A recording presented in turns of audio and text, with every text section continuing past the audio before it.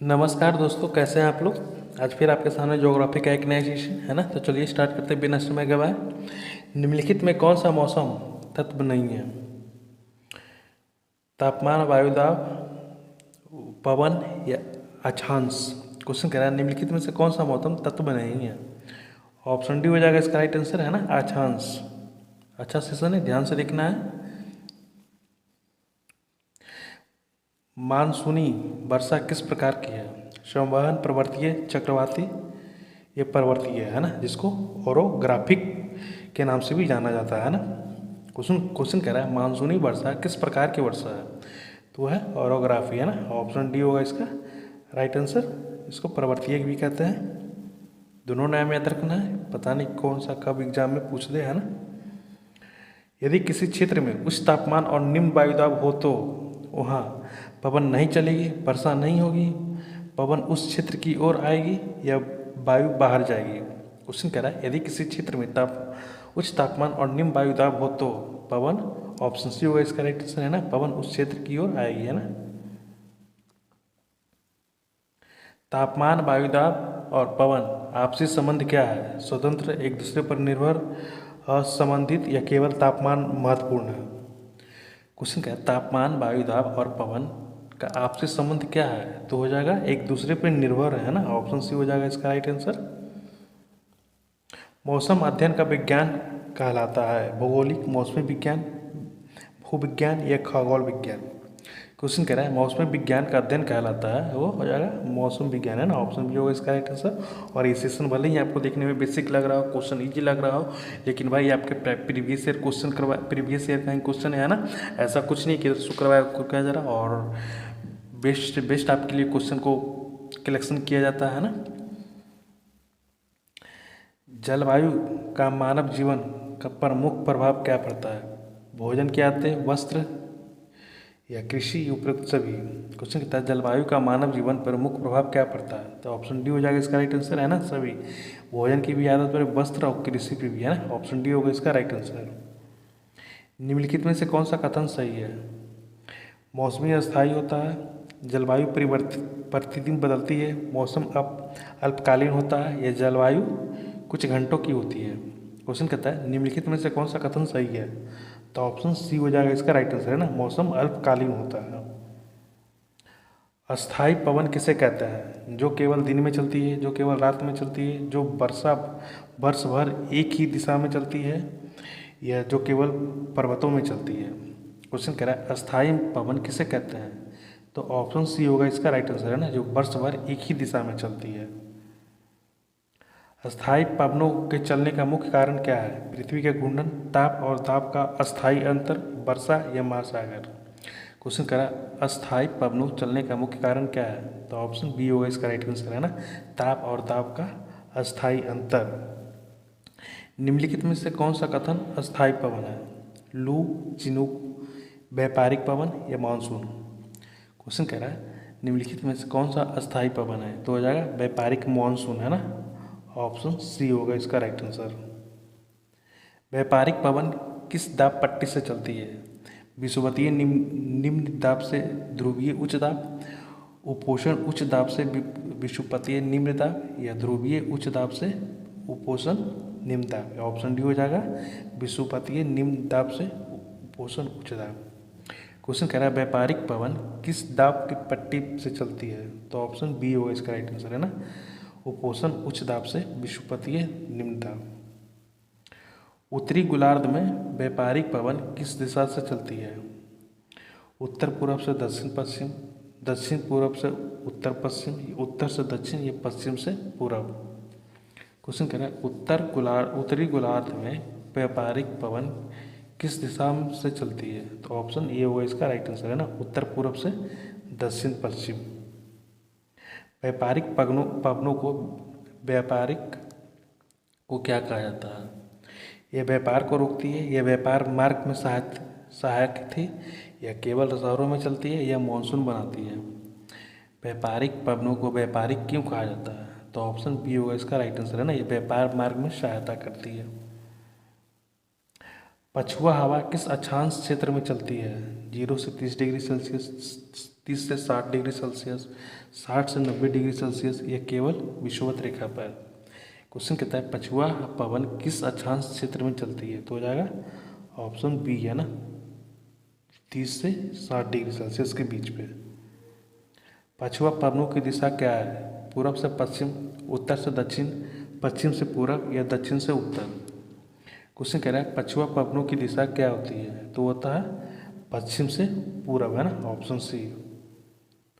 पछुआ पवनों की सबसे अधिक प्रभाव किस गोलार्ध में होता है? उत्तरी, दक्षिणी, दोनों समान, ये विषुवतीय है। क्वेश्चन कह रहा है पछुआ पवनों का सबसे अधिक प्रभाव किस गोलार्ध में है? तो है दक्षिण है ना, ऑप्शन बी। मौसमी पवन जो कि मानसून के नाम से भी जाना जाता है, मुख्य विशेषता क्या है? वर्ष भर एक ही दिशा, प्रतिदिन दिशा बदलना, ऋतु के अनुसार दिशा बदलना या केवल रात में चलना? क्वेश्चन कहता है मौसमी पवन का मुख्य विशेषता क्या है? तो ऑप्शन सी होगा इसका राइट आंसर है ना, ऋतु के अनुसार दिशा बदलना। मानसून पवनों के चलते मुख्य कारण क्या है? पृथ्वी का झुकाव, स्थल और जल में ताप में अंतर, पर्वत या अक्षांश? क्वेश्चन कह रहा है मानसून पवनों के चलने का मुख्य कारण क्या है? तो हो जाएगा स्थल और जल में ताप का अंतर है ना, ऑप्शन बी। भारत में वर्षा लाने वाली मानसून पवन कौन सी है? शीतकालीन मानसून, उत्तर पूर्वी मानसून, दक्षिण पश्चिमी मानसून या पछुआ पवन? क्वेश्चन कह रहा है भारत में वर्षा लाने वाली मानसून पवन कौन सी है? तो ऑप्शन सी हो जाएगा इसका राइट आंसर है ना, दक्षिणी पश्चिमी मानसून। शीतकालीन मानसून भारत में समानता क्या लाता है? भारी वर्षा, तूफान, शुष्क मौसम या बर्फबारी? क्वेश्चन कह रहा है शीतकालीन मानसून भारत में समानता क्या लाता है? तो ऑप्शन सी होगा इसका राइट आंसर है ना, शुष्क मौसम। स्थानीय पवन किसे कहते हैं? जो पूरे विश्व में चलती है, जो बड़े क्षेत्र में चलती है, जो सीमित क्षेत्र में चलती है या जो केवल समुद्र में चलती है? तो ऑप्शन सी होगा इसका राइट आंसर है ना, जो सीमित क्षेत्रों में चलती है। स्थानीय पवनों पर सबसे अधिक प्रभाव किसका होता है? अक्षांश का, स्थानीय तापमान, महासागर या ध्रुव? क्वेश्चन कहता है स्थानीय पवनों पर सबसे अधिक प्रभाव किसका होता है? तो होता है स्थानीय तापमान का। लू कैसी पवन है? ठंडी और आर्द्र, ठंडी और शुष्क, गर्म और आर्द्र या गर्म और शुष्क? क्वेश्चन कहता है लू कैसी पवन है? तो वह है गर्म और शुष्क है ना, ऑप्शन डी। लू भारत में मुख्यतः किस ऋतु में चलती है? शीत ऋतु, वर्षा ऋतु, ग्रीष्म ऋतु या शरद ऋतु? क्वेश्चन कहता है लू भारत में मुख्यतः किस ऋतु में चलती है? तो हो जाएगा ऑप्शन सी है ना, ग्रीष्म ऋतु। लू का मानव स्वास्थ्य पर क्या प्रभाव पड़ता है? शीतदांश, हीट स्ट्रोक, खांसी, एलर्जी? लू का मानव स्वास्थ्य पर क्या प्रभाव पड़ता है? तो हीट स्ट्रोक है ना, ऑप्शन बी। चिनुकू पवन का मुख्य विशेषता क्या है? ठंडी और शुष्क, गर्म और शुष्क, ठंडी और आर्द्र या गर्म और आर्द्र? क्वेश्चन कहता है चिनुकू पवन की मुख्य विशेषता क्या है? तो वह है ऑप्शन बी है ना, गर्म और शुष्क।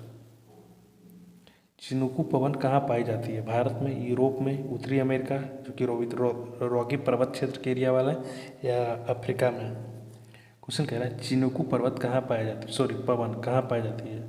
तो हो जाएगा उत्तरी अमेरिका है ना, रॉकी पर्वत क्षेत्र के आसपास के एरिया में। फोएन पवन किस क्षेत्र से संबंधित है? हिमालय से, अल्प्स पर्वत के, एंडीज पर्वत या रॉकी पर्वत?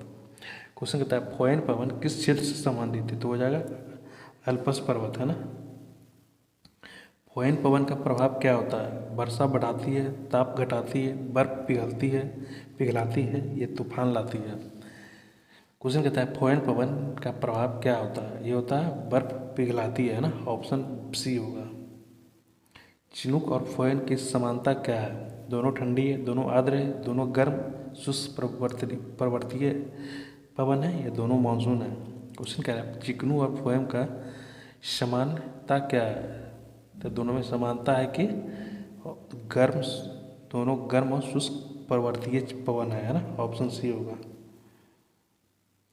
निम्नलिखित में से कौन सा सही युग में है ना, मिलान करने वाला क्वेश्चन दिया हुआ है ना, सही वाला दिखाना है।